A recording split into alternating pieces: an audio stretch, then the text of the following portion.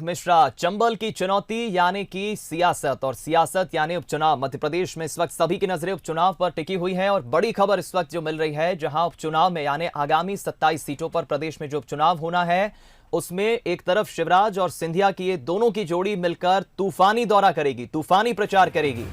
कुछ तारीख आई है कल यानी 9 सितंबर से 20 सितंबर तक। कल 9 सितंबर से 20 सितंबर तक प्रदेश की 27 विधानसभा सीटों पर शिवराज और सिंधिया की जोड़ी तूफानी दौरा करेगी और बीजेपी प्रत्याशियों के पक्ष में, उनके समर्थन में सभा करेंगे। सभी 27 विधानसभा सीटों पर बता दें आपको, जो चुनाव होना है उपचुनाव में यह तूफानी दौरा रहेगा शिवराज और सिंधिया का। 29 नवंबर से पहले जो उपचुनाव होना है, इलेक्शन कमीशन पहले ही कह चुका है और अब दोनों ही राजनीतिक दल सक्रिय है। बीजेपी की तरफ से शिवराज और सिंधिया की ये जोड़ी तूफानी दौरा करेगी कल यानी 9 सितंबर से 20 सितंबर तक प्रदेश की तमाम 27 विधानसभा सीटों पर जहां उपचुनाव होना है। तो सियासत इस वक्त पूरी तरह से शबाब पर है। गर्माहट आना सियासत में लगभग तय है, क्योंकि 27 सीटों पर चुनाव होना है 29 नवंबर से पहले। और ज्योतिरादित्य सिंधिया और शिवराज सिंह चौहान, ये दोनों की जोड़ी, क्योंकि बड़े चेहरे हैं दोनों। जाहिर है कि 6 महीना हो चुका है सिंधिया को अब बीजेपी में आए, और सिंधिया का कितना पार्टी सम्मान करती है, सिंधिया की बात रखती है, ये हमने बीते दिनों जो भी घटनाक्रम हुआ उसमें देखा। फिर चाहे वो कैबिनेट विस्तार की बात हो, मंत्रियों को विभागों के बंटवारे की बात हो, और अब चूंकि प्रचार की बात है तो कई ऐसे प्रत्याशी भी हैं चुनाव में जो सिंधिया खेमे के हैं, यानी कि सिंधिया समर्थक हैं। तो उनकी जीत और हार कहीं ना कहीं सिंधिया की प्रतिष्ठा पर भी सवाल खड़े करेगी।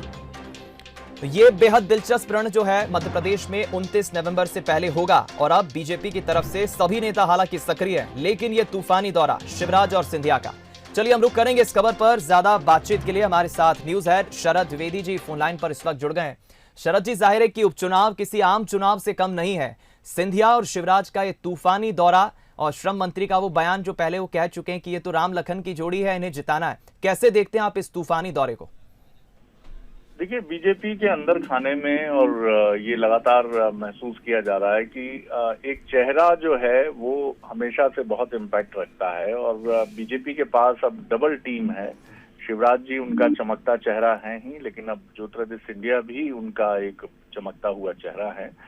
और इन दोनों का कॉम्बिनेशन, इन दोनों का मिला जुला स्वरूप, शिवराज और महाराज की जोड़ी गेम चेंजर साबित हो सकती है, ऐसा बीजेपी के रणनीतिकार मानते हैं। और इससे एक मोरल बूस्टिंग मैसेजिंग भी उन सीट्स पर जाएगी जिनमें से कई स्थानों पर सिंधिया जी के जो बिल्कुल स्टांच सपोर्टर हैं, कट्टर समर्थक हैं, वो भी इस चुनाव मैदान में उतरे हैं।